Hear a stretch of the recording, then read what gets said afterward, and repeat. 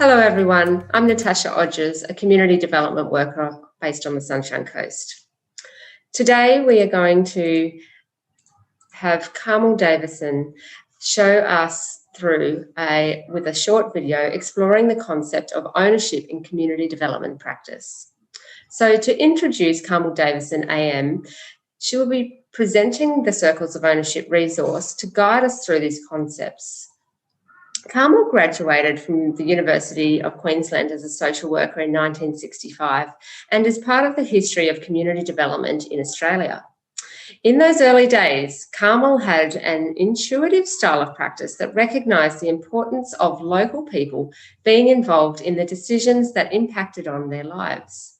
As a young practitioner, Carmel began the conceptualisation of a bottom-up practice through her involvement with the Australian Assistance Plan, which was introduced by the Whitlam government in 1974. Her then mentor, Les Halliwell from the University of Queensland, supported her with engagement with a range of national processes of locating methodologies relevant to a community-led participatory policy approach.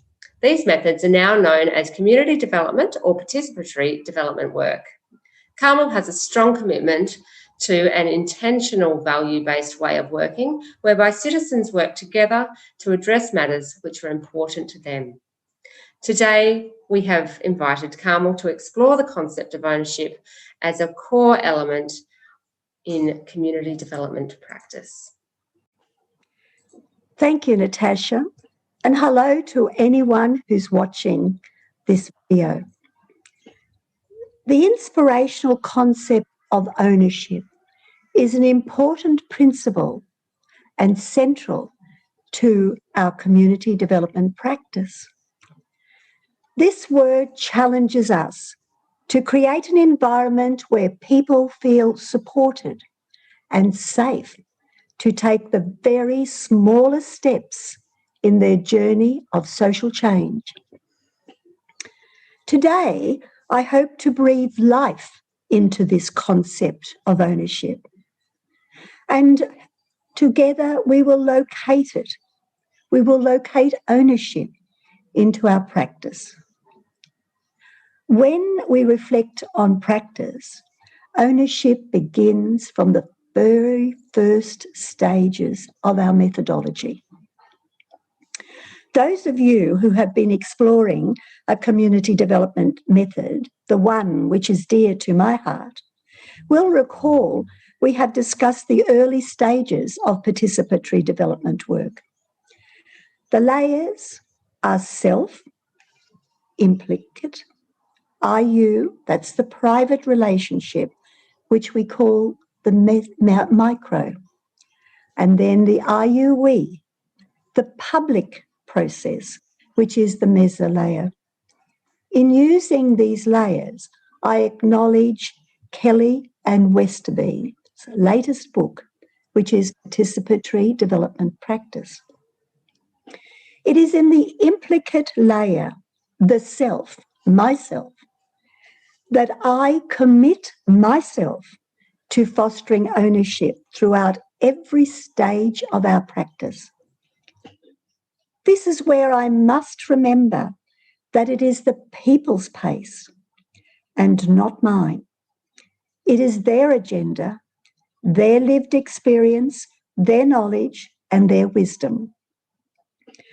So when we say that ownership is important, we have to ask ourselves this question: am I going to commit myself to this word, ownership? If I say, or you say as a practitioner, yes to this question, I do want to work this way, then we know we are committing ourselves to intentional work where action, reflection, action is part of the continuing cycles of practice movement. The practice question then is, how do I, as a worker, create an environment which enables people to own the process and the final end outcomes? This sounds very easy to do, but in fact, it is very challenging. Natasha's put up on the screen the first slide, which shows us the implicate layer. I found it very helpful to have some questions, some practice questions to assist my reflection. Some people call it a checklist. These questions, or this checklist, continually challenges me to hold true to the promise I made to myself many, many years ago. Once I'm clear that ownership begins with my commitment, myself making that commitment, then the next layer is where I breathe life into the concept of ownership, journeying with and walking alongside people. This green layer up on the screen is the IU layer, the micro layer, the private developmental relationship. This is the layer where ownership begins.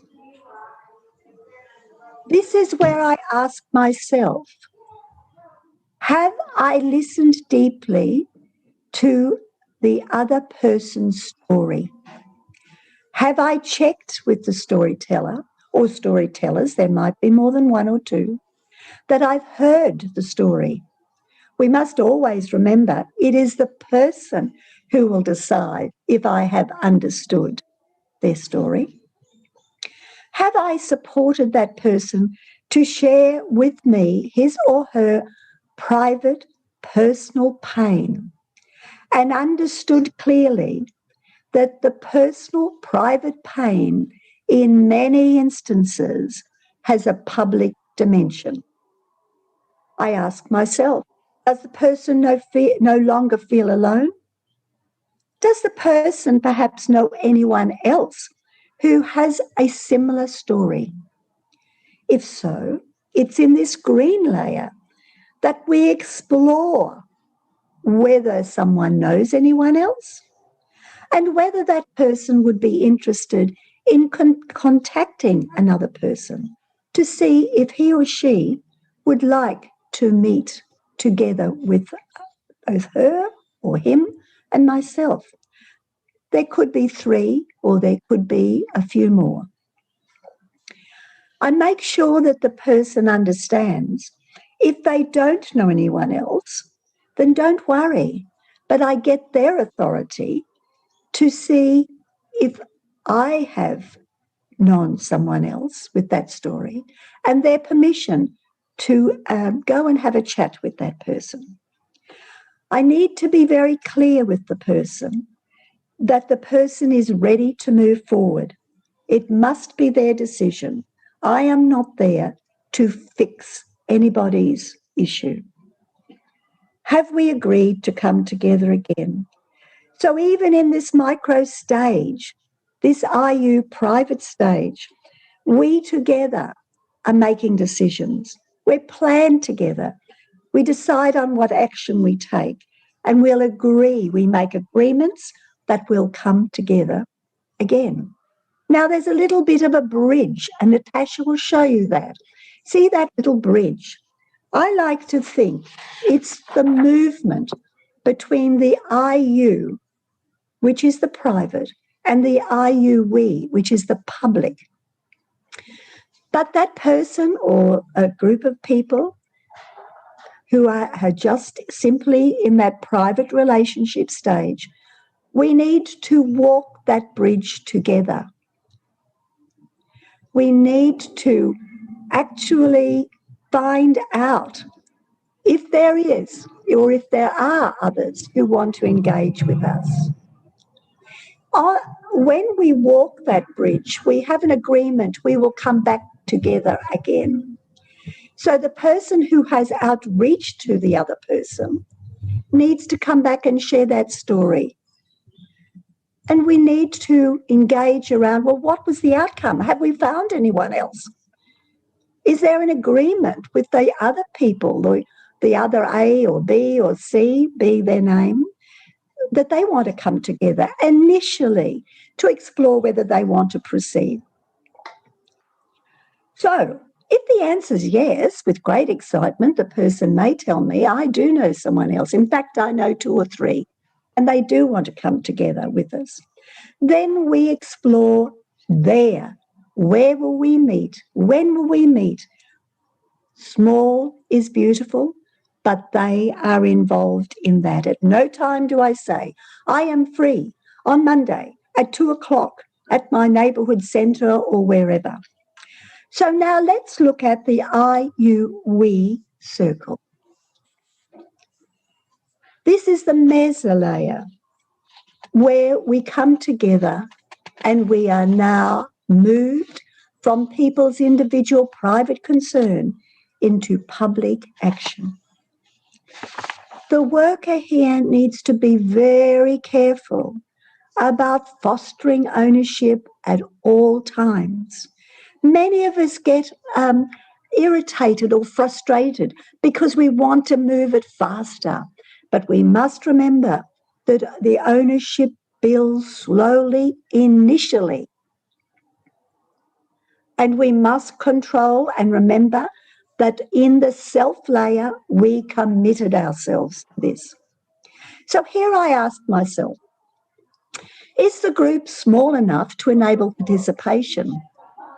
We must never fall into the trap of saying, gee, it was successful, it's successful, we've got 40 or 50 people. No, not at all. It's got to be small enough so that people can share their stories. They will just come together there and agree on, well, what is the public concern that underpins all our different stories? They must have the chance to reflect and decide, even at that stage, will we proceed? It is in this stage that we begin the process over a number of meetings of breaking down our issue into parts and think about how is this issue located within the wider community, the structures or systems initially in our own locality. This is the beginning of the concept of analysis. We also ask ourselves, what resources do we have in our group? What resources do we need? We may need to get a little bit of money.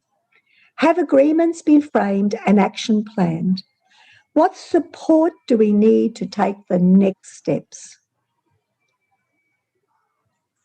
Now, Natasha can take away those slides, and I will share with you that the group moves forward together.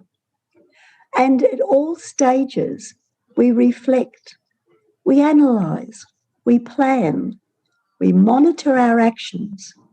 We always must make sure that the authority remains with the group. The whole process of ownership is like a pebble that we drop into a pond with never-ending, widening ripples of ownership. Every movement in every layer of our practice changes the individual person, the group, and also the practitioner, myself. As many experienced practitioners know, if you are going to help people to find a solution for them, to fix the issue, don't. But if you want to walk alongside people, creating opportunities for people to address their concerns, supporting them to find their collective voice, making sure that you provide the environment where they own the processes and the final decisions, then come join us. That's perfect. I'd like to thank you all for listening, and Natasha for doing this wonderful presentation. Carmel, thank you very much for sharing your insights on circles of ownership and all of the detail that's within that, and I know you've really even only just scraped the surface of what you've been saying there. So we really encourage people to sit with this diagram and use it as an ongoing point of reflection in your own community development practice, to take through, as it's something that can be useful over many years. Throughout a whole career of community development, or however you apply community development. Now, you may be wondering how we can access this, this resource. So you can look on the Queensland Families and Communities Association website, the QFCA website, to find that resource there over time. Thank you again for all your listening, and best wishes with your practice.